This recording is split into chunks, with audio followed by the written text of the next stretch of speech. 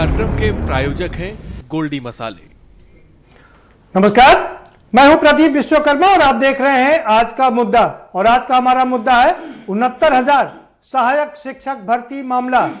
Committee ने सौंपी report, क्या क्लियर हुई पिक्चर?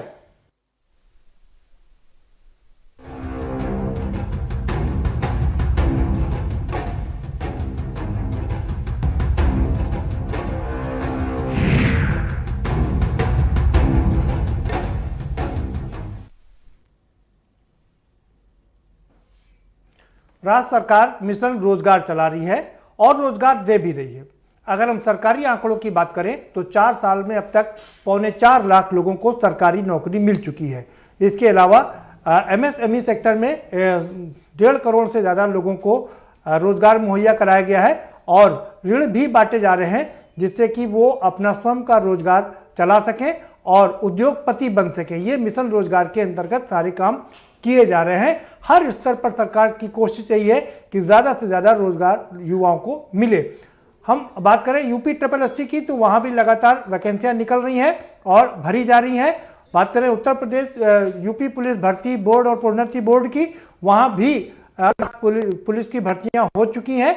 और लेकिन इन सब के बीच जो उत्तर प्रदेश में 69,000 सहायक शिक्षक भर्ती का मामला था उसमें भी 2 बार काउंसलिंग हो चुकी है। सुप्रीम कोर्ट के आदेशानुसार पहले 31,000 सहायक शिक्षकों की भर्ती की गई, फिर उसके बाद बाकी बची हुई सीटों पर 37,000 पर भी सेकंड काउंसलिंग हुई। लेकिन इन सब के बीच तमाम चीज़ें ऐसी थी जो अनछुई थी, जिसमें जैसे संशोधन का मसला था और जम्मू कश्मीर को लेकर के मसला था। तमाम ऐसे भी छात्र हैं जो इंटरव्यू में अपीयर नहीं हुए क्योंकि उनको या तो दूसरी नौकरी मिल गई या कहीं वो और काम करने लगे तो वो नौकरी खाली है। ऐसे में तीसरी काउंसलिंग की भी चर्चा जोर कर रही थी कि जो सीटें बची हैं 69,000 में से करीब 8 से 10,000 सीटें, क्यों नहीं उस पर सरकार तीसरी काउंसलिंग करा करके उसको भर देती है, जिससे कि जो कुछ पॉइंट से लोग बचे हुए हैं वो उन लोगों को भी नौकरी मिल जाए और उनका भी जीवन सफल हो जाए। चौथी बात यह है कि कुछ छात्रों का यह मानना था कि जब हमने 12 दिसंबर 2018 में जब ये आवेदन करना था, लेकिन उन लोगों ने बाद में क्वालिफिकेशन अपनी अर्जित की और हमको भी उनका मानना था कि हमें भी इसमें मौका दिया जाना चाहिए। लेकिन अब कमेटी ने जो अपनी रिपोर्ट प्रस्तुत की है उसमें साफ कर दिया है कि उन लोगों को मौका नहीं दिया जाएगा जिनकी क्वालिफिकेशन 12 दिसंबर 2018 के बाद आई है, क्योंकि ऐसे में ये जो इनकी सूची थी वो गड़बड़ा जाएगी, इसलिए अब उनको कोई भी मौका नहीं दिया जाएगा। अब सवाल ये उठता है कि कमेटी ने अपनी रिपोर्ट सौंप दी है, 2 बार काउंसलिंग भी हो चुकी है, तो क्या सारे मसले सुलझ गए हैं या अभी कुछ और मसले बाकी? हम इसी पर चर्चा करेंगे। हमारे साथ में खास मेहमानों का पैनल जुड़ा हुआ है, हम उनसे आपको रूबरू करवाएंगे, लेकिन उससे पहले आपको एक रिपोर्ट दिखा देते हैं। जरा ये रिपोर्ट देखिए, उसके बाद हम इस पर चर्चा करेंगे।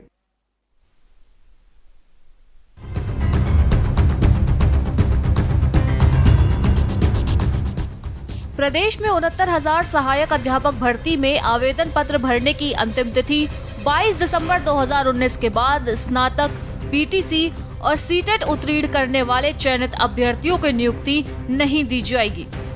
वहीं शिक्षा मित्रों को मिलने वाले भारांक का लाभ नहीं मिलने से नियुक्ति से वंचित रहे शिक्षा मित्रों को भी नियुक्ति नहीं दी जाएगी। स्कूल शिक्षा महानिदेशक विजय किरण आनंद ने सभी बीएसए को समिति की रिपोर्ट के आधार पर कार्यवाही के निर्देश दिए हैं। गौरतलब है कि भर्ती से पहले व दूसरे चरण की काउंसलिंग में विभिन्न प्रकार की मानवीय त्रुटियों के मामले सामने आए थे। इस पर शासन ने 4 दिसंबर को गाइडलाइन जारी कर ऐसे मामले निस्तारित करने के आदेश दिए थे, लेकिन जिले में दबाव पड़ने पर सभी विवादित मामलों के निस्तारण के लिए समिति गठित कर दी गई। समिति ने संबंधित रिपोर्ट शासन को सौंप दी है। महिला के स्थान पर पुरुष और पुरुष के स्थान पर महिला अंकित करने वाले अभ्यर्थियों के मामले में जिला स्तरीय समिति दस्तावेज की जांच कर मामले निस्तारित करेगी। अभ्यर्थियों को स्कूलों में नियुक्ति देने से पहले चयन व सेवा में किसी तरह के परिवर्तन की मांग न करने का शपथ पत्र लिया जाएगा। साथ ही काउंसलिंग के समय अनुपस्थित रहने वाले अभ्यर्थियों से स्पष्टीकरण लेकर उनके भविष्य में होने वाली काउंसलिंग में शामिल होने का मौका दिया जाएगा। अभ्यर्थियों की जन्मतिथि गलत अंकित होने पर उनसे मूल दस्तावेज प्राप्त कर जिला स्तरीय समिति प्रकरण निस्तारित करेगी। अभ्यर्थियों ने प्राप्तांक अधिक, मूल्यांक कम, प्राप्तांक व पूर्णांक दोनों अधिक या दोनों कम अंकित किए हैं, ऐसे अभ्यर्थियों के वास्तविक पूर्णांक या प्राप्तांक की गणना के आधार पर गुणांक निर्धारित करने से संबंधित जिले में उनकी श्रेणी में चयनित अंतिम अभ्यर्थी के गुणांक से कम हो रहा है, लिहाजा उस जिले में उसका चयन नहीं हो सकता। इस संबंध में न्याय विभाग से रिपोर्ट मांगी गई है। रिपोर्ट आने के बाद ही स्थिति स्पष्ट हो सकेगी। स्पेशल डेस्क, के न्यूज इंडिया।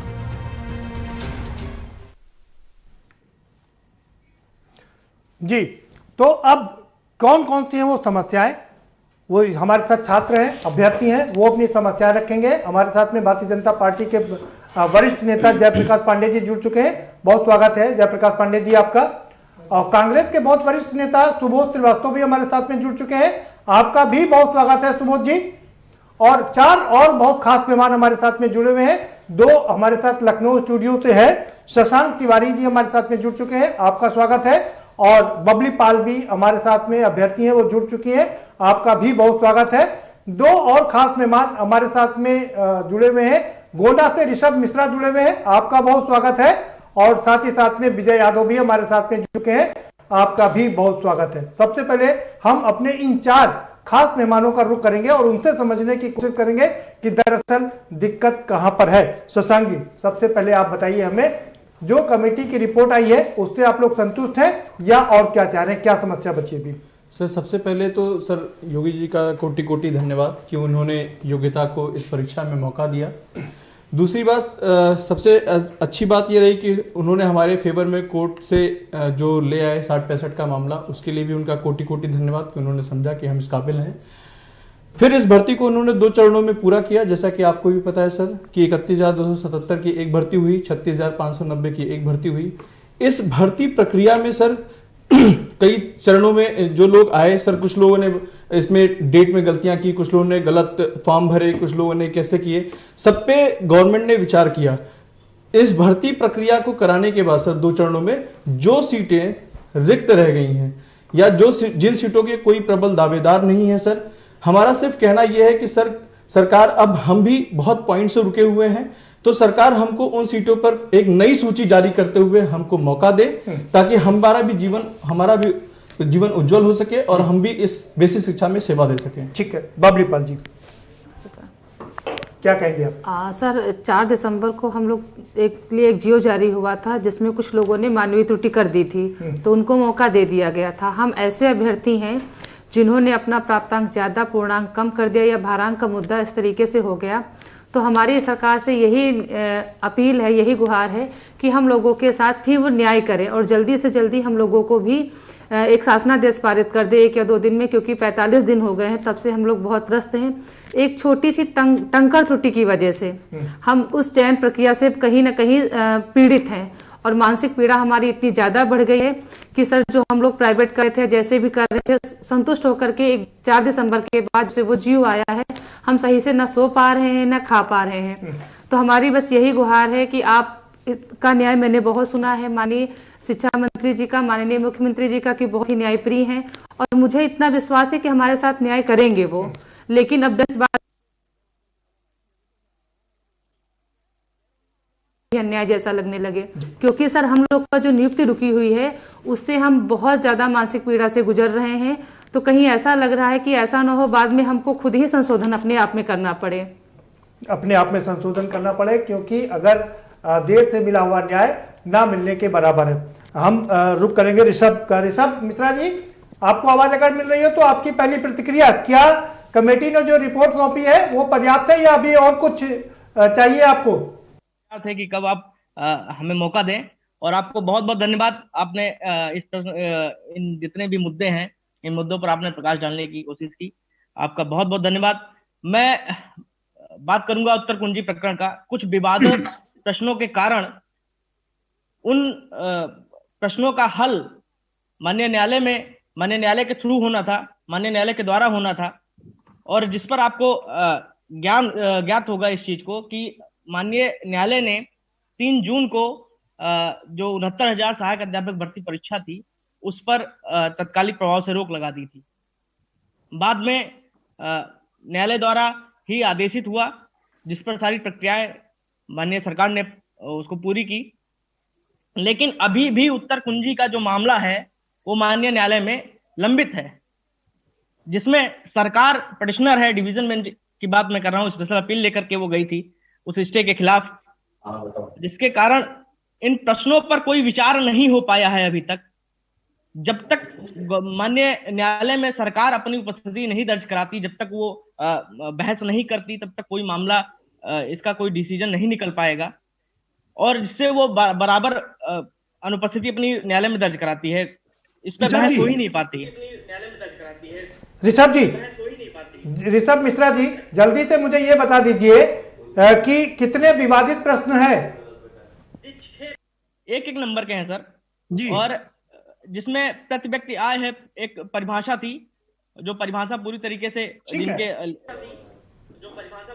ठीक है ऋषभ जी, दोबारा से आएंगे आपके पास में और पूरा मामला समझने की कोशिश करेंगे जी। नाथपंथ से जुड़ा हुआ एक महत्वपूर्ण प्रश्न है, उसके प्रवर्तक के बारे में जानकारी थी, जो कि गुरु गोरखनाथ जी के बारे में हम लोगों ने सम्मिलित किया था उत्तर को, और जो अधिकारी हैं उनके द्वारा मछेंद्रनाथ जी को माना जा रहा है। ठीक है, मैं समझ गया आपकी बात में। ऋषभ जी, आपके पास आऊंगा दोबारा से, पहले बाकी लोगों को भी चर्चा में शामिल कर लेते हैं।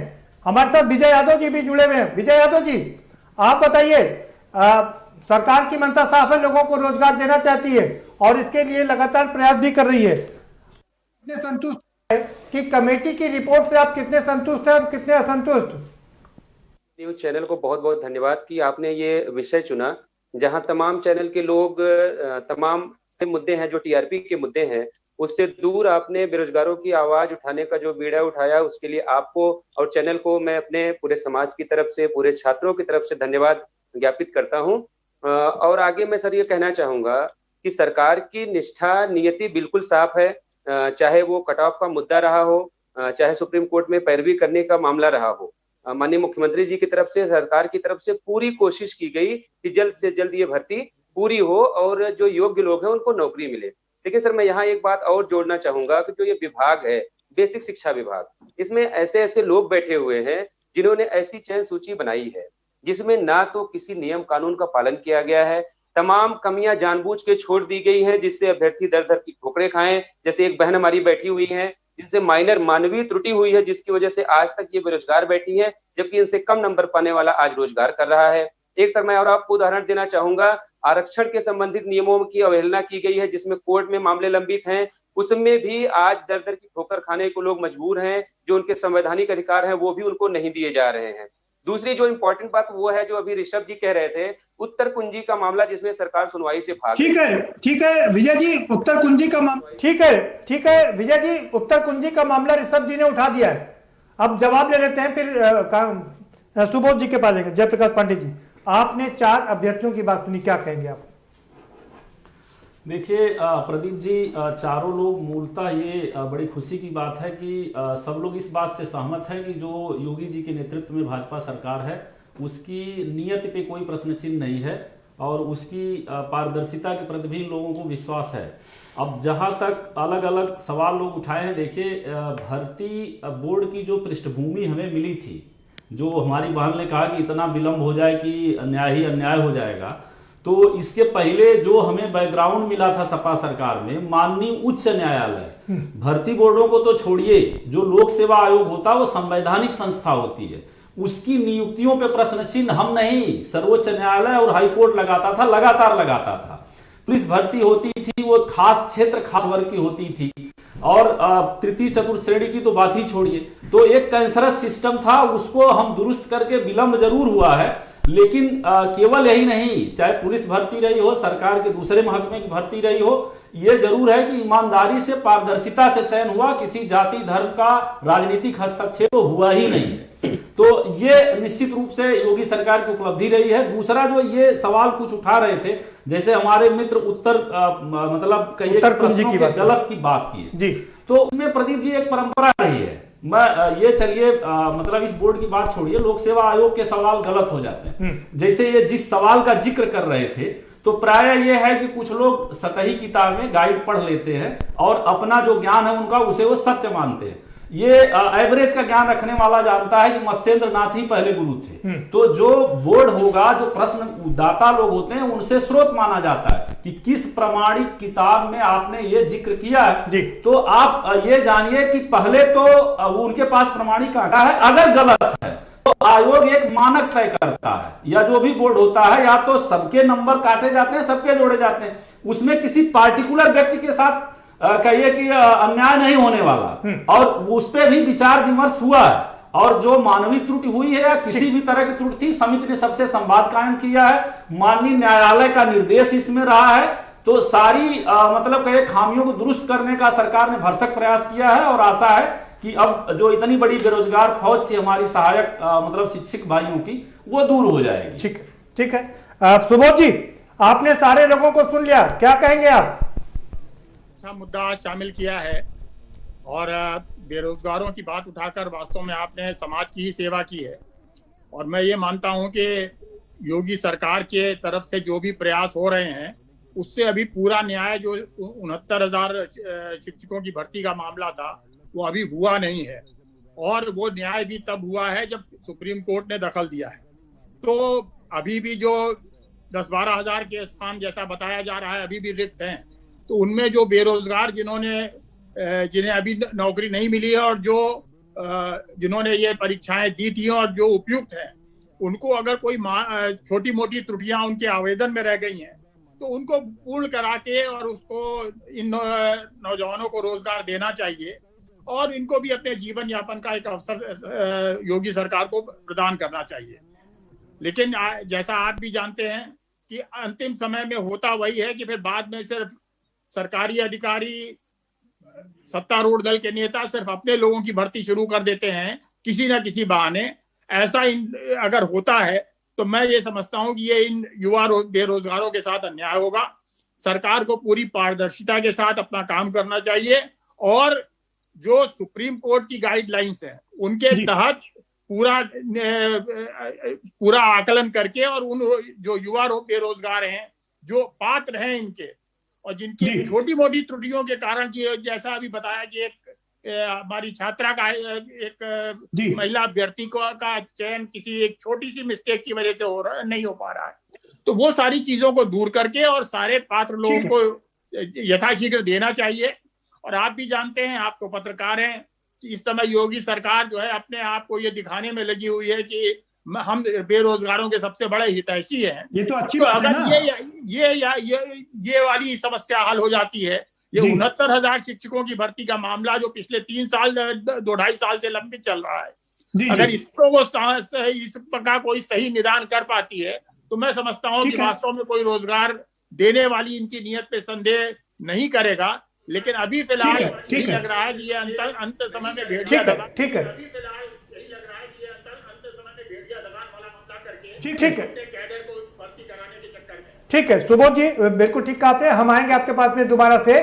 सवाल ये होता है कि अगर सरकार दिखाने के लिए करे या करने के लिए करे, कंपटीशन करे कि हम ज्यादा जॉब दे रहे हैं, ये तो अच्छा है ना? ये तो अच्छी बात है कि हमने पिछली सरकार से बेहतर काम किया, उसमें अगर लोगों का भला होता है तो इससे बढ़िया कोई बात हो ही नहीं सकती है। आएंगे आपके पास में, पांडे जी के पास चलेंगे। जयप्रकाश पांडे जी, कुछ सवाल है। सवाल एक ये है कि जो सीटें खाली पड़ी हैं, करीब 8 से 10 हजार सीटें रिक्त बच रही हैं, क्यों नहीं जल्दी से जल्दी तीसरी काउंसलिंग करा करके उनको भरा जा रहा है? सबसे महत्वपूर्ण सवाल ये, क्योंकि आपके जो मंत्री हैं सचिन द्विवेदी, वो भी कह चुके हैं कि एक सीट भरी जाएगी, तो फिर देर क्यों? देखिए प्रदीप जी, इसमें एक तकनीकी सवाल ये है, जैसे आप ही विश्लेषण में बता रहे थे कि ये 2018 की वैकेंसी है, विलंब हो गया, दुखद है। तो उस 2018 से 20 में काफी स्टूडेंट अहर्ता हासिल कर लिए। अगर उन्हीं को अहर्ता मानक मान लिया गया तो 12 दिसंबर 12 के बाद नहीं, वो तो साफ कर दिया गया ना ना, नहीं। 12 दिसंबर 2018 के बाद में जिन्होंने अर्हता ली है उनको कंसीडर ही नहीं किया जाएगा। नहीं किया ये मामला साफ हो गया। 22/12/2018 के बाद नहीं, उन्हीं की काउंसलिंग कराई गई और आज नई कहिए तीसरी लिस्ट के लिए कराई गई, तो जाहिर है कि जो इधर के बच्चे अर्हता हासिल किए 2 साल में, तो वो वंचित रह जाएंगे। तो तमाम पहलुओं पर विचार होगा। नहीं, आप आज कमेटी ने जो रिपोर्ट सौंपी है पांडे जी, उसमें साफ कर दिया है कि 22 दिसंबर 2018 तक जिनके पास अर्हता थी उन्हीं को कंसीडर किया जाएगा, बाकी को कंसीडर नहीं किया जाएगा। उस पे नहीं कह रहा हूं, 69,000 की भर्ती के लिए उन पे कंसीडर किया जाएगा। आपने कहा कि जो अभी भी रिक्त पद है। नहीं, मैं उनकी बात नहीं कर रहा हूं, मैं कह रहा हूं जो 69,000 के पद निकले थे उसमें से जिन लोगों का सिलेक्शन हो गया उसके बावजूद अभी कम से कम 8 से 10,000 सीटें रिक्त हैं, तो क्यों नहीं सरकार तीसरी काउंसलिंग करके जल्दी तो उन पदों को भी भर देती है। वो तो स्वाभाविक है कि शिक्षा मंत्री जी ने कहा वो सरकार की सर्वोच्च वरीयता है, वो तो ये प्रक्रिया संपन्न हो, उसके बाद कहिए कि जो भी विभाग के सक्षम अधिकारी उनसे राय परामर्श लेके कोई तिथि डिक्लेयर होगी। चलिए दूसरी बात आगे बढ़ लेते हैं। ऋषभ जी का सवाल यह था कि 6 सवाल गलत थे। पहली बात तो इस तरह के गलत सवाल, संशय वाले सवाल रखे क्यों जाते हैं। दूसरी बात, अगर गलत थे तो यूपीएससी में आपने भी देखा है कि उन सवालों के पूरे मार्क्स दे दिए जाते हैं, क्यों नहीं इसमें वो प्रक्रिया अपनाई गई। अब देखिए, लोक सेवा आयोग निश्चित रूप से संवैधानिक संस्था, उसके पास अपना तंत्र है, वार्षिक परीक्षा लेते हैं और जो भी इस तरह के बोर्ड होते हैं शैक्षणिक सेवा का चयन कर रहे हो या अब 3 साल से तो कोई प्रक्रिया ही लंबित है, चल रही है, तो इनके पास उन्हें तंत्र नहीं है और ट्रांसपेरेंसी निश्चित रूप से होनी चाहिए कि सारे प्रश्न के उत्तर ऑनलाइन दिए जाए और उनके स्रोत भी क्लियर कर दिए जाए। तो लेकिन फिर भी जितना संभव होगा, जैसा मैंने कहा कि ये हर परीक्षा हर बड़े बड़े आयोगों में होता है, अगर हुआ है तो ये सत्य मानिए कि अगर उसमें एक मानक तय होगा वो सबके लिए होगा, तो सबके घटाए जाएंगे, सबको जोड़े जाएंगे। और अभी ये जो 6 सवाल अगर ये मेरे मित्र बता पाते और इसमें ये उनसे आपकी चर्चा करवाऊंगा, तो काफी हम लोग यही हल कर देते हैं। मैं आपसे उनकी चर्चा करवाऊंगा, लेकिन पहले कुछ लोगों के सवाल है वो आपसे सीधे पूछे थे। सवाल एक और भी है कि जम्मू कश्मीर के जिन छात्रों ने, जिन अभ्यर्थियों ने मार्कशीट अर्जित की, उनको कंसीडर नहीं किया जा रहा है। भाई जम्मू कश्मीर तो हमारा पार्ट है। नहीं, देखिए वो तो स्वाभाविक है, भारत में इतने कई केंद्र शासित प्रदेश हैं और भारत की संसद अगर विदेश के किसी भूखंड को अर्जित कर लेती है, आप मतलब जो भारत के संघ लोक सेवा आयोग की अर्हता सूची आती है उसमें लिखा जाता है भारत के नागरिक के, अब तो नागरिक है, पहले प्रजा थे, भूटान के भी प्रजा, तो भी भारत के किसी भी प्रदेश या किसी भी नहीं, तो फिर उनको कंसीडर क्यों नहीं किया जाता? कंसीडर तो निश्चित रूप से हाँ, अब उसमें जाहिर बात है कि राज्य का पुनर्गठन हुआ, कुछ तकनीकी कारण है और उस तरह से तो भारत के अभिन्न हिस्से हैं और उनको क्यों वंचित किया जाए। सवाल तो यही है ना कि जब वो भारत का अभिन्न हिस्सा है, 370 वहां पर खत्म हो गई है, तो वहां के छात्रों को क्यों नौकरी नहीं मिल रही है? सबसे बड़ा सवाल यही है। नहीं, उसमें कोई मतलब इस तरह की बाधा नहीं है, हो ही नहीं सकती, क्योंकि संविधान से ऊपर कोई राज्य सरकार ठीक है। तो वो स्वाभाविक है कि राज्य का चूंकि 370 हटा पुनर्गठन की प्रक्रिया है, उसमें अगर कोई धारा बाधा पैदा कर रही है वो जल्दी दूर हो जाएगी, क्योंकि वो तो भारत के अखंड भारत के हिस्से हैं, उसमें कोई समस्या नहीं है। सुबोध जी का रुख करेंगे। सुबोध जी, आप अपने को जो भी सवाल हो वो जयप्रकाश पांडे जी से सीधे पूछ सकते हैं, क्योंकि ब्रेक के बाद हम सारे अपने अभ्यर्थियों को ये मौका देंगे कि वो एक एक करके सवाल पूछें। यही है कि ये जो इतना भर्ती की प्रक्रिया में जो इतना ज्यादा विलंब हो रहा है और जिस तरह के सवालात सामने आ रहे हैं कि इनकी वजह से हो रहा है, भारतीय जनता पार्टी के मंशा पे यही सोचकर एतराज होता है कि कहीं ये डिलेइंग टैक्टिक्स तो है नहीं कि जो बचे हुए हैं उनको किसी तरह से आप और तरह से भरना चाहते हो, इस वजह से ये सारा विलंब हो रहा है। 8-10 हजार जो छात्र हैं जो जिनको नौकरी मिल सकती है उनको नहीं मिल रही है। और अभी आपने जो सवाल उठाया जम्मू कश्मीर के छात्रों का, ठीक है सुबोध जी जवाब ले लेते हैं, वो भी सवाल एक बहुत जी जवाब ले लेते हैं जी।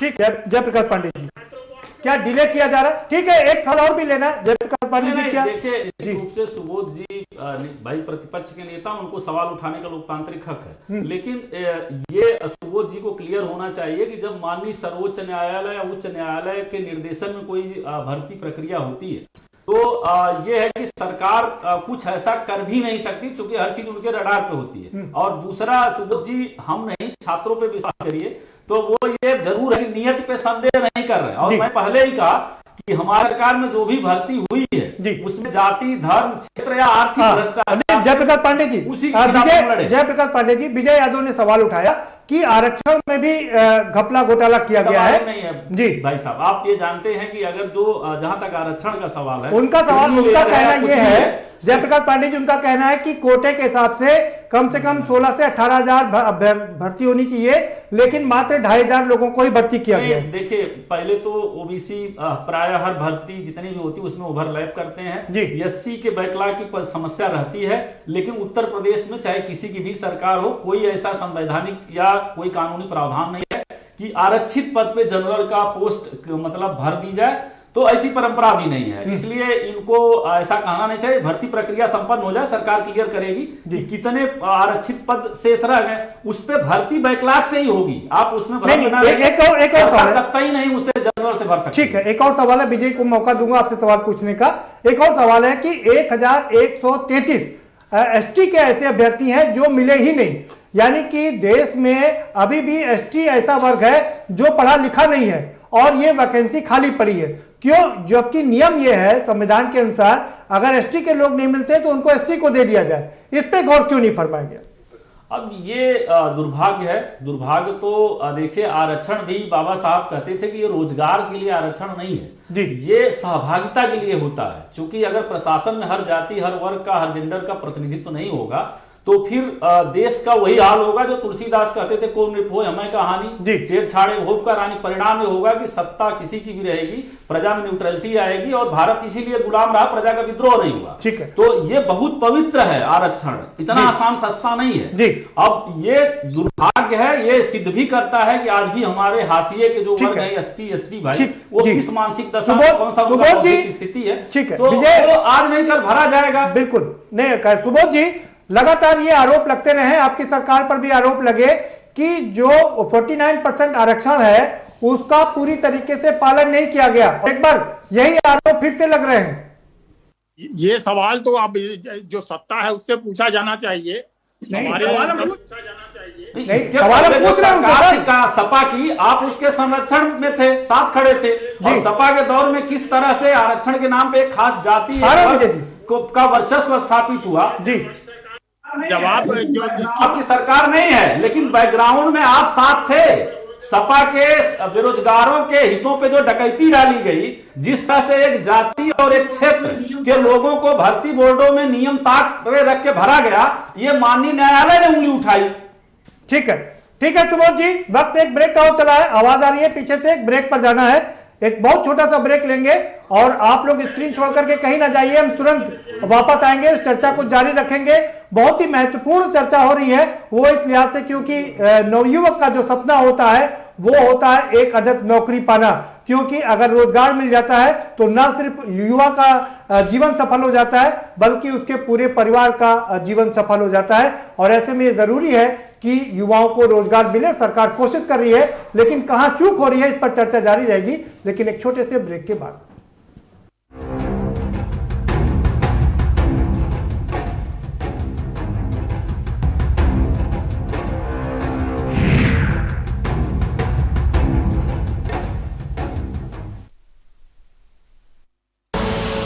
आप देख रहे हैं के न्यूज, खबरों का सारथी।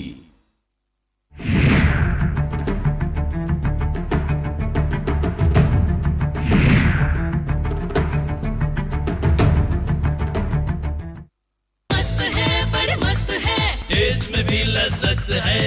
बावर्ची की सोया बड़ी, बावर्ची न्यूट्री सोया बड़ी, और टेस्ट में बड़े मस्त है। GGS Education Group launches 20% discount on academic fee of courses MBA, BBA, BCA, BFSI and GM, D Pharma, B Pharma. Offers best infrastructure, best transport facility, best academic service and best placement service. Register today to avail 20% discount. Call 9971 496 497 or visit the campus Kanpur Lucknow highway near Unnao. GGS education group. स्वाद और खुशबू में झूम के भाई लेके आए गोल्डी मसाले। गोल्डी मसाले, खुशबू और स्वाद ऐसा तो रिश्तों में गुस्सा कैसा। खुदी को आजमाया है तो ये अंदाज आया है, खुदी को आजमाया है तो ये अंदाज आया है। तुम में भी मैं हूं, शुद्ध प्लस पान मसाला।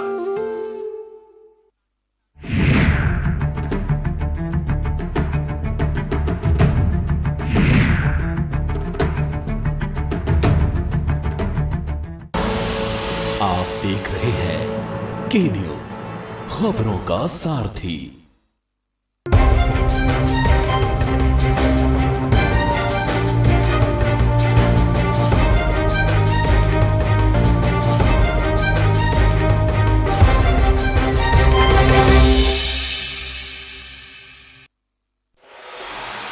कोर्ट कचहरी के ना लगे चक्कर, सबसे अधिक यही है बेहतर। लेकिन बढ़ ही जाए पाला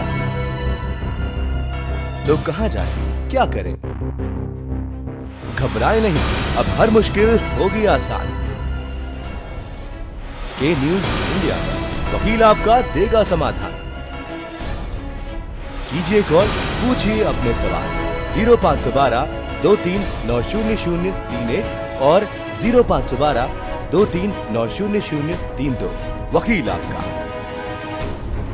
हर रविवार दोपहर 3 बजे केवल के न्यूज इंडिया पर। जब आपकी सोच को अंधेरा घेर लेता है और सिस्टम भी मुंह फेर लेता है, जब वादों की परतें खुलने लगती हैं और हारी उम्मीदों का ऊंचा ढेर लगता है, जब सड़क पर एड़ी की रगड़ देखकर अब तक जो भी हुआ सब बेअसर लगता है, तब चिंतन से डगर होगी आसान, मंथन से निकलेगा समाधान। मंथन। आप देख रहे हैं के न्यूज, खबरों का सारथी।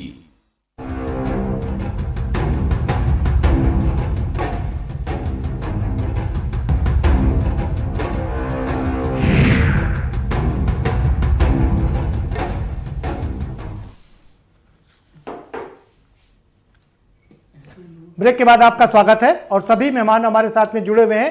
कांग्रेस के जो नेता हमारे साथ में जुड़े हुए थे, सुबोध श्रीवास्तव, उनको कुछ जरूरी काम था, वो अब हमारे साथ में आगे इसको कैरी नहीं करेंगे।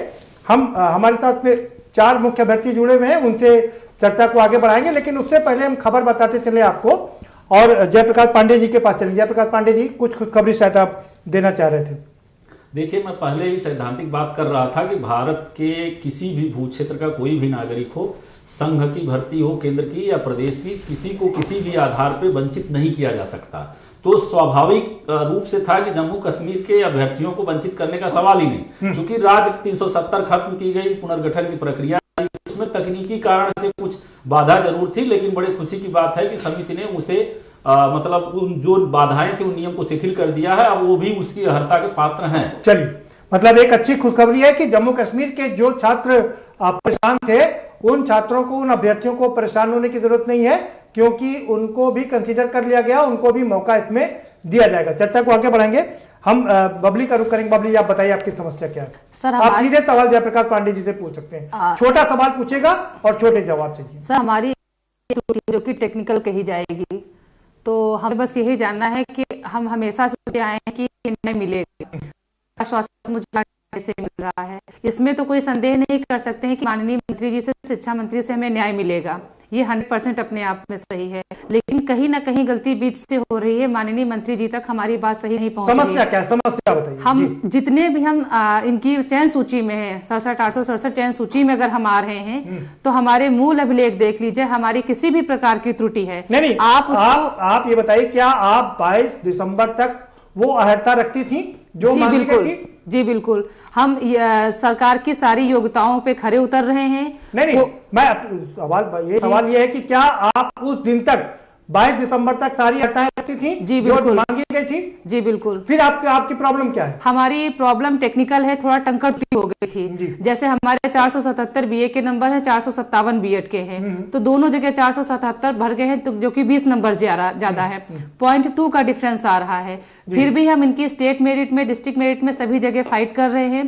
तो हम ऐसे ही बहुत सारे अभ्यर्थी हैं। बबली जी, एक तो सवाल ये है, अगर इस तरह हर छात्र अपने नंबर बढ़ा करके लिखेगा तब तो सरकार के लिए मुश्किल हो जाएगा ना। सर, बढ़ा करके जब वही जीओ जारी किया गया जिन्होंने कम भरा था। गलतियां तो अधिकारियों से भी होती है, तो गलती करना मानव स्वभाव है। गलती हमसे तब होती जब हम उसको स्वीकार नहीं करते।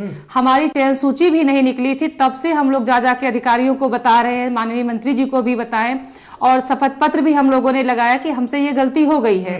और हमारे जितनी गलती होगी, जितना ज्यादा मैंने भर दिया उतना घटाने के बाद अगर आपकी हम लिस्ट में हैं, हम मेरिट नहीं प्रभावित कर रहे हैं, हम उनकी 67,867 की लिस्ट में हैं, आप जितना ज्यादा घटा, उसके बाद अगर हम आपकी मेरिट में हैं तो हमारे मूल अभिलेख देख करके सवाल बार-बार यही है बबली पाल जी कि अगर हर छात्र इस तरह से ज्यादा अंक भरेगा तो मुश्किल हो जाएगा। और बाद में कहेगा नहीं आप घटा दीजिए, हम चयनित हो गए, हमको प्रमाण पत्र दीजिए, नौकरी दीजिए। नहीं सर, अगर हम ज्यादा भर दिए हैं और अपने मूल अंकों से हम नहीं आ रहे तो आप हमें बाहर कर दीजिए, हमें उससे कोई एतराज नहीं रहेगा। विजय जी आपके पास, लेकिन अगर हम जो हमारी जीवन भर की पूंजी है, बचपन से आज तक कमा करके हम अपने मूल दस्तावेज रखे हैं, उसकी भी तो कुछ सर्वास्तविकता होती है। अगर आवेदन फॉर्म ही सब कुछ हो तो लोग आवेदन फॉर्म कर, तो भाई जो गाइडलाइन सरकार जारी करती है कि ये अर्हताएं होनी चाहिए, उसी पर तो सिलेक्शन होता है। सर, सुप्रीम कोर्ट से भी कहा गया है कि अगर मानवीय त्रुटि हो जाती है तो उसको एक बार गलती सुधारने का मौका दिया जाए, और सर सभी को सुधारने का मौका मिलना चाहिए। जयप्रकाश पांडे जी,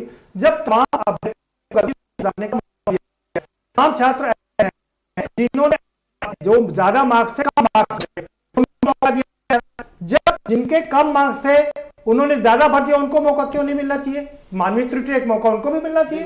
इनके सवाल निश्चित रूप से मानवीय सरोकार के हैं, नैतिक भी हैं, संवेदना की दृष्टि से भी उचित है। लेकिन सवाल ये है कि पहले तो इनको संगठित होना चाहिए, जितना भी 60-70% हो पाते हैं कि कुल इस तरह की त्रुटि करने वाले लोग जो गलती से अपने मार्क्स ज्यादा लिख दिए थे, उनके अभिलेख में कुछ है, और अभिलेख में जितना है उस पर भी वो एलिजिबल हैं, कट ऑफ मेरिट में आते, तो स्वाभाविक है कि जितनी संख्या हो कुल, और फिर उसके बाद ये माननीय शिक्षा मंत्री से या अपने विधायक, नहीं, आप इसको वाजिब मानते कि नहीं मानते कि जब कम अंक भरा जिन्होंने, उनको संशोधन का मौका मिल रहा है तो ज्यादा वालों को भी मिल जाना चाहिए। भाई एक बार गलती तो सभी की हो जाती है ना।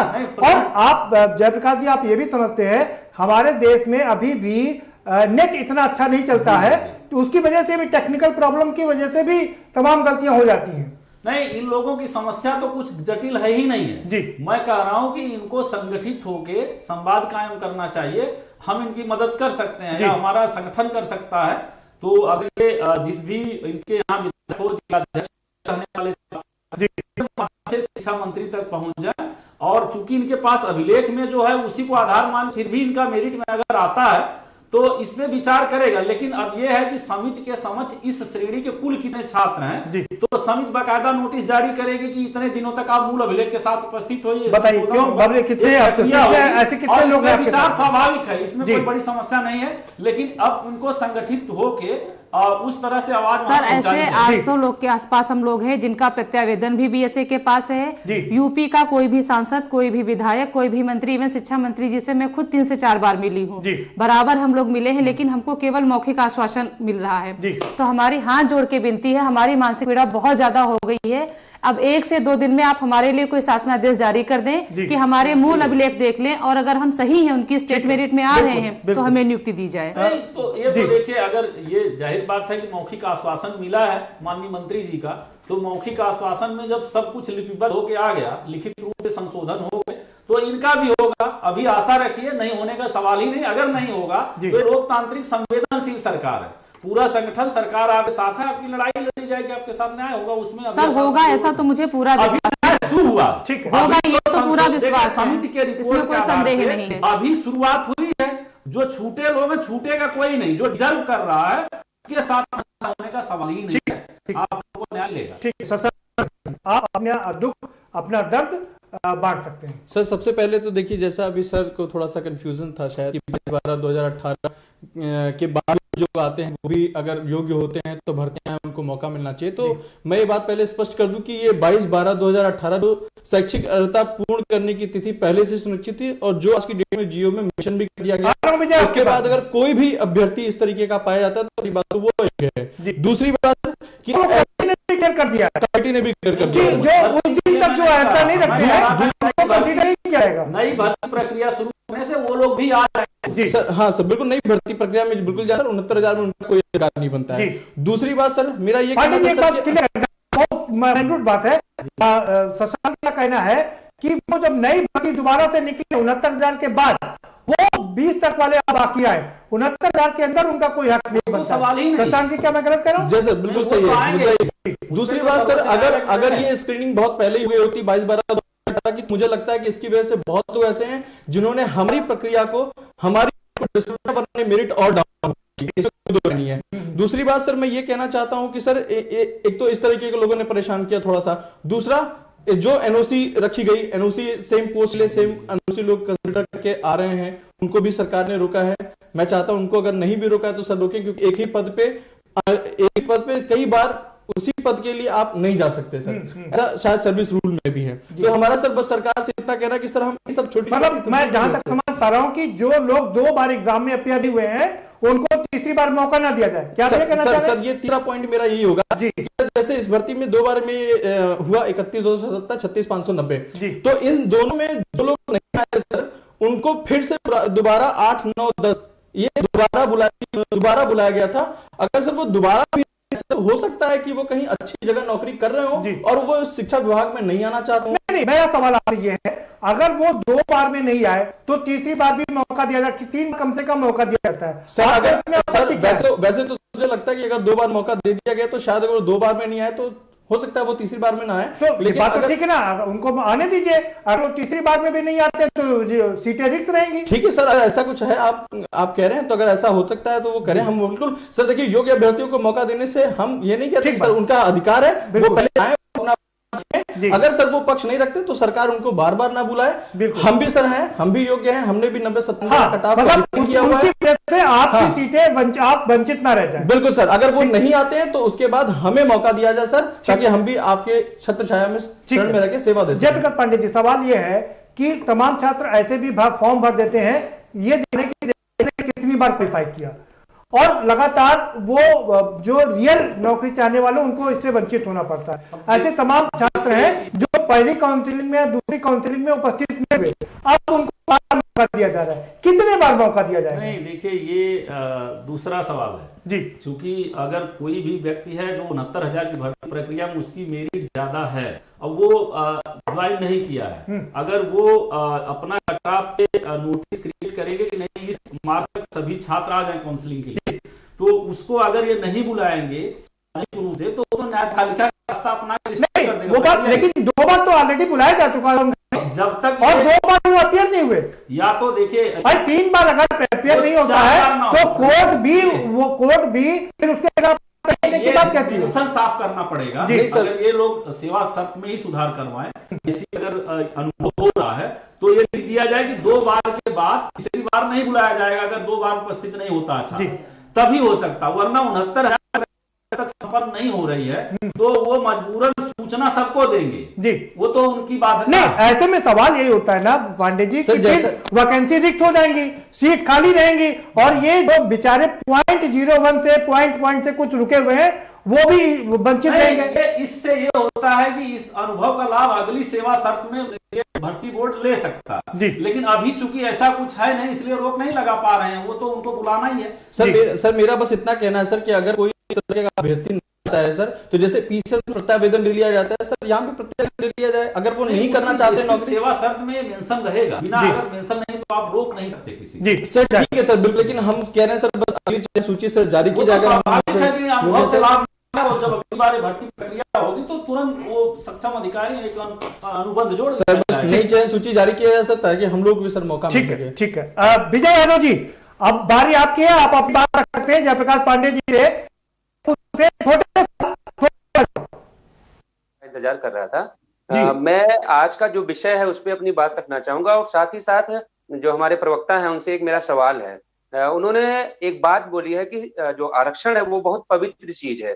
तो मैं आज इस प्रोग्राम में उनसे एक वादा चाहता हूं, अपने पूरे समाज के साथ सभी की तरफ से मैं एक वादा चाहता हूं कि जैसा कि ये कह रहे हैं कि सवाल ही नहीं उठता कि प्रक्रिया में कोई भी आरक्षण के साथ खिलवाड़ हुआ है।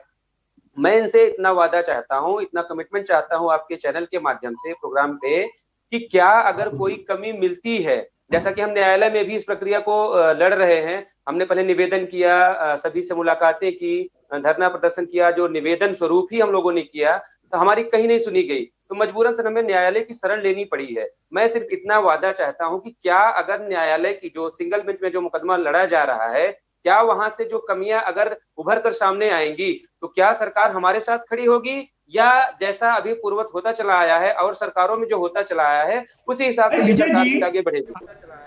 भाई विजय जी, अगर त्रुटियां सामने निकल के आती हैं तो जाहिर सी बात है कि सरकार चाहे मजबूरी में हो चाहे खुशी में हो, सरकार को खड़े होना ही पड़ेगा। लेकिन चलिए, चूंकि सवाल आपका पांडे जी है तो जवाब हम पांडे जी से ही दिला दें। आप वो आपका सवाल बहुत अच्छा है विजय भाई। मैं बता दूं कि देखिए, सर्वोच्च न्यायपालिका का पालन तो कार्यपालिका को करना ही, हमारी सरकार रहे चाहे सत्ता रहे, बस।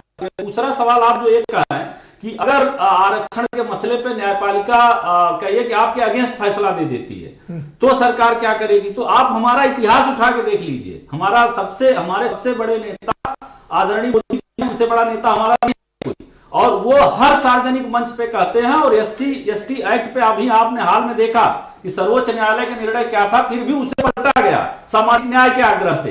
तो इसमें कोई संदेह ही नहीं है, मैं बार बार कह रहा हूं। और वो देश बनाने का मसला है। अगर आरक्षण खत्म हो जाएगा तो फिर जाति वर्ग का एक वर्ग है वो कब्जा कर लेगा उच्च सेवाओं पे, और फिर बाकी जो शेष हाशिए के लोग हैं वो इस तंत्र से बहुत दूर हो जाएंगे। तो इसलिए हमें लगता है कि आरक्षण इससे बढ़ सकता क्या है कि SC/ST के भाई अभी बराबर नहीं मिल रहे, तो ये तो साफ जाहिर पता है कि समाज में कहां से बराबरी होगी। तो उनको ऐसी मानसिक दशा नहीं, ऐसा परिवेश नहीं कि वो मेरिट में आ सके। ठीक है, तो इसलिए आरक्षण तो हमेशा रहेगा। ठीक है, जयप्रकाश पांडे जी, एक सवाल वो विजय नहीं पूछ पाए, मैं पूछ लेता हूं। विजय जी, आरक्षण बात करें, एक और ST का मसला है जिसमें 1133 कैंडिडेट मिले ही नहीं, ये मसला बड़ा गंभीर है। क्या देश में ऐसी भी अभी भी स्थिति है कि ST के उम्मीदवार ही ना मिले?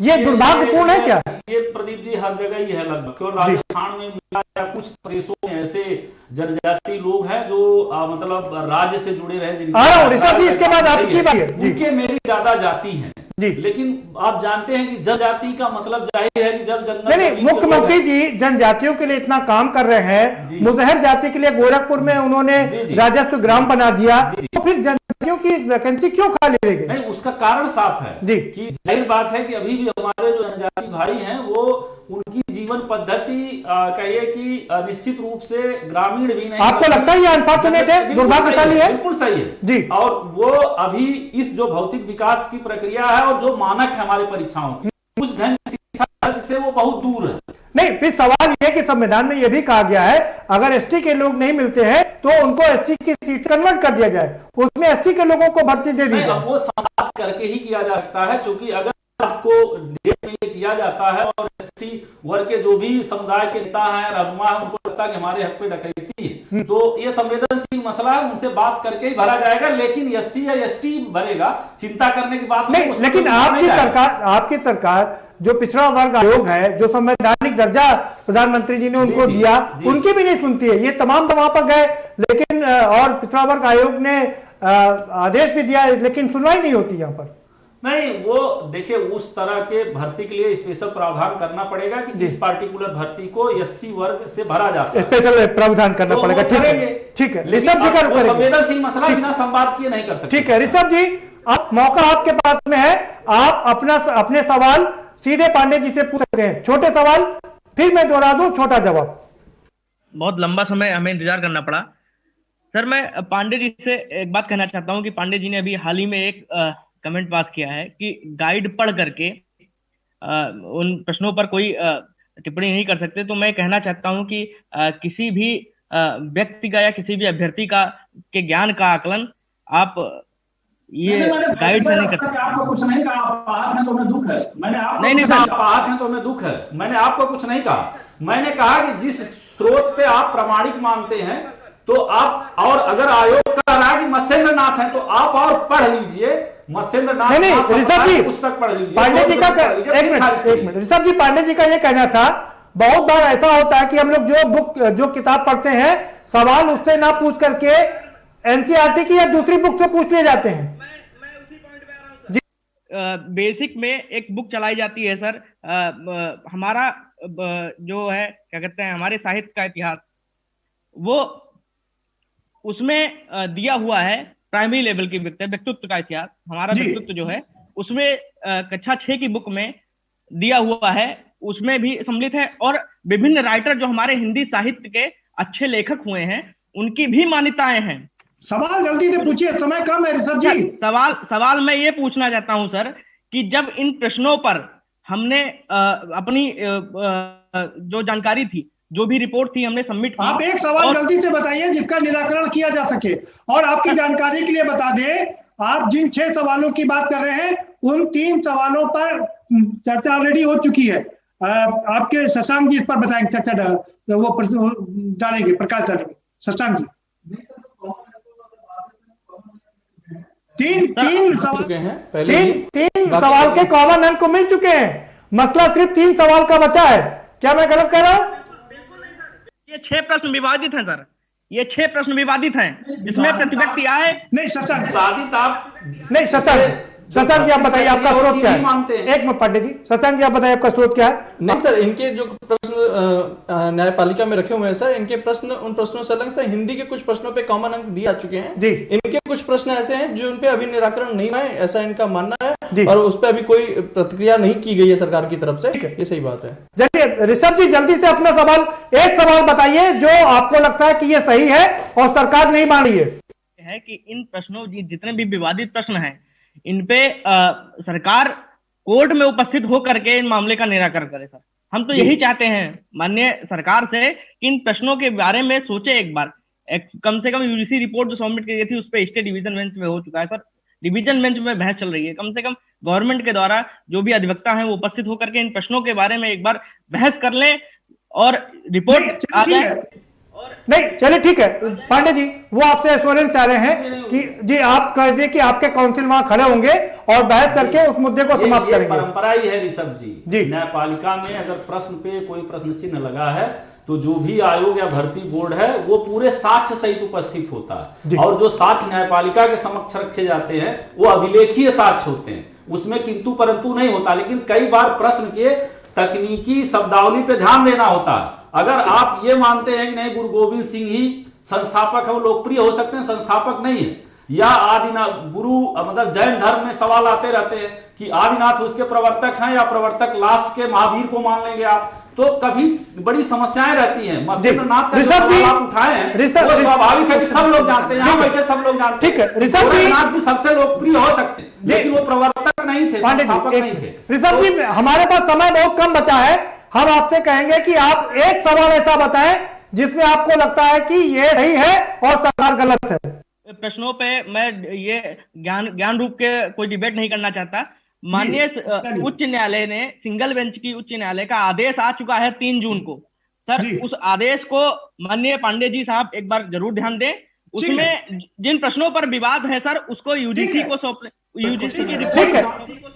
ठीक है अरे भाई साहब सुन लीजिए एक मिनट, मैं बता दूं ऋषभ भाई, अगर न्यायपालिका के समक्ष गलत साक्ष्य जो आप कह रहे हैं कोई भी सरकार प्रस्तुत कर दी तो न्यायपालिका को भुलावे में रखने पे उस पे फौजदारी केस हो जाएगा। उनका कहना ये न्यायपालिका को हम गुमराह कर साक्ष्य सहित ही उपस्थित। जयप्रकाश पांडे जी उनका कहना यह है, ऋषभ जी का कहना यह है कि कोई अपना वकील खड़ा करके इस मामले का जल्दी निपटारा कर दे, वो ये चाह रहे। ठीक है समय समाप्त हो रहा है मेरे पास में। बबली पाल जी 20 सेकंड है आपका फाइनल। बस मुझे एक आश्वासन ये नहीं चाहिए आपकी, मुझे इसके लिए कुछ चाहिए कि हमारी आखिर मानसिक पीड़ा का कब अंत होगा। ठीक है जिसने अपना नियुक्ति पत्र देख लिया हो, उसका बना रखा हो, उसे मिल ना रहा हो। 8 महीने हो गए हैं मौखिक आश्वासन के और 1.5 महीने से हम लोगों ने नियुक्ति पत्र देख रखा। बस हमें एक चाहिए कि हमारी मानसिक पीड़ा का कब अंत हो रहा है। शशांक तिवारी जी हम हमेशा सरकार के साथ। हमारा बस ये कि सर 22/12/2018 के बाद जो लोग भी योग्यता रखते हैं सर उनके पद उनकी चयन सूची में उनका नाम निरस्त किया जाए। प्लस जो भी तकनीकी कारणों से पद रिक्त होते हैं सर, उन सभी पदों पर हमारी अगली चयन सूची जारी की जाए सर, ताकि हमको भी एक सही दिशा निर्देश मिल सके। क्योंकि हम सर पहले से भी हम लोग 2 साल से बहुत प्रताड़ित है सर, और हम पढ़ाई लिखाई और सारी चीजें नहीं कर पा रहे हैं, जिससे हमको एक सही दिशा निर्देश मिल जाए और हम भी इस प्रक्रिया। विजय जी, आपका फाइनल कमेंट। देखिए सर, मैं चाहे अंशवर की का मुद्दा हो, चाहे रिजर्वेशन का जुड़ा मुद्दा हो, मैं पांडे जी से, जो हमारे सम्मानीय प्रवक्ता हैं, उनसे सिर्फ हाथ जोड़कर एक निवेदन करूंगा कि विभाग की तरफदारी करने से बेहतर है, क्योंकि ये सरकार जो हमारी चुनी हुई सरकार है, जिसका हम भी हिस्सा हैं, मैं आपसे सिर्फ इतना निवेदन करूंगा कि इन अधिकारियों पर आप लगाम लगाइए। कोई IAS लॉबी अगर पेपर तैयार करती है, उससे गलती हो सकती है तो बच्चों से भी गलती हो सकती है। तो जितने भी मामले पेंडिंग है, उसमें सरकार जो है एक सकारात्मक रास्ता खोजे, जिससे अधिक से अधिक लोगों का कल्याण हो सके। ठीक है विजय जी, समय समाप्त हो रहा है। ऋषभ मिश्रा जी, आपका फाइनल कमेंट, 20 सेकंड है आपके पास। मैं कहता हूं कि सर वो हमारी बात माननीय सरकार तक पहुंचाएं कि न्यायालय में जो विवादित प्रश्नों के मामले चल रहे हैं, उन पर जरूर एक बार उपस्थित होकर के अपने विचार प्रस्तुत करें, जिससे कि 8 महीने से हम लोग मानसिक प्रताड़ना झेल रहे हैं सर, तो कुछ कल्याण हो जाएगा सर। 1-1, 2-2 नंबर से लटके हुए हैं। अरे भाई, BATT वाले 2011 से मानसिक प्रताड़ना झेल रहे हैं ऋषभ जी, उनको आज तक नौकरी नहीं मिली है, 3-3 सरकारें चली गई। जयप्रकाश पांडे जी, आपका फाइनल कमेंट। जी देखिए, मैं अपने सभी छोटे भाइयों को यह आश्वासन देना चाहता हूं कि सरकार पे विश्वास रखिए।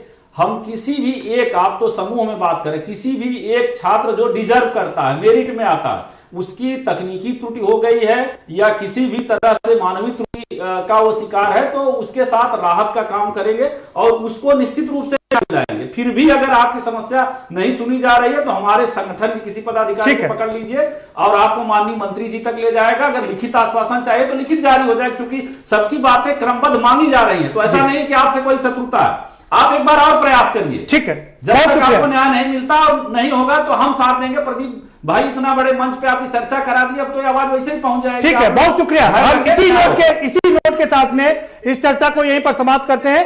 बहुत शुक्रिया आप सभी मेहमानों का इस चर्चा में शामिल होने के लिए। और ये बात सच है, जैसा जयप्रकाश पांडे जी कह रहे कि, और ये अभ्यर्थी भी जानते हैं, जब जब के न्यूज पर कोई मुद्दा उठा है, सरकार ने उसको संज्ञान लिया है और उसको दूर किया, उस कमी को दूर किया है। चाहे जम्मू कश्मीर का मामला रहा हो, चाहे संशोधन का मामला रहा हो, जितने भी मुद्दे हमने के न्यूज पर उठाए हैं, गंभीरता से सरकार ने उस पर काम किया है और उसका निराकरण भी किया है। तमाम लोगों को इसका फायदा भी मिला है। हम उम्मीद कर सकते हैं कि आज जो हमारे साथ अभ्यर्थी हैं, जो उनकी समस्याएं हैं, वो भी सरकार जरूर सुनेगी। जब सरकार नौकरी दे रही है तो इनको भी नौकरी से वंचित नहीं करेगी, इनका भी जीवन सफल जरूर बनाएगी। फिलहाल इस कार्यक्रम में इतना ही। आप हमें दीजिए इजाजत और बाकी खबरों के लिए देखते रहिए के न्यूज इंडिया।